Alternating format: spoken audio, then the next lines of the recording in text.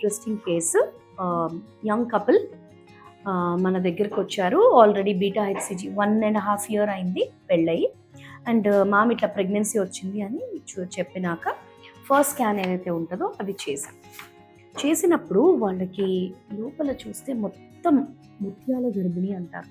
అంటే బేబీ అనేది కనిపించకుండా లోపల గర్భసంచి లోపల ముత్యాల గర్భిణి, మోలార్ ప్రెగ్నెన్సీ అంటాం అనమాట, అది వచ్చేసింది. సో దాని తర్వాత ఇప్పుడు చూస్తే ఆ బేబీ లేదు లోపల.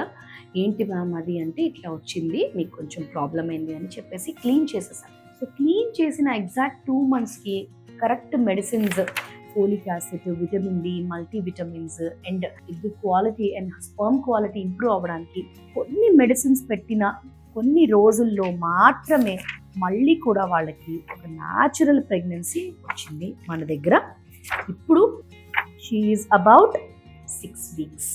6 weeks అంటే ఒక బేబీ లోపల శాక్ లాగా వచ్చి మంచి హార్ట్ బీట్, అంటే బేబీ ఫ్లిక్కర్ కూడా వచ్చేసింది అనమాట. సో ఆల్రెడీ ఒకసారి అబార్షన్ అయిన వాళ్ళు, ఆల్రెడీ ఒకసారి ఏదైనా ప్రాబ్లం వచ్చి బేబీ పోయిన వాళ్ళు, లేదా ఇలా ముత్యాల గర్భిణి అట్లా అయిన వాళ్ళు నెక్స్ట్ టైంకి భయపడకుండా మళ్ళీ కూడా మీ డాక్టర్ని కలిసి మంచి కన్సల్టేషన్, మంచి ఫుడ్ అండ్ మంచి మెడిసిన్స్ కనుక తీసుకుంటే ఖచ్చితంగా ఒక ప్రెగ్నెన్సీ అనేది మీకు గ్యారంటీగా వస్తుంది.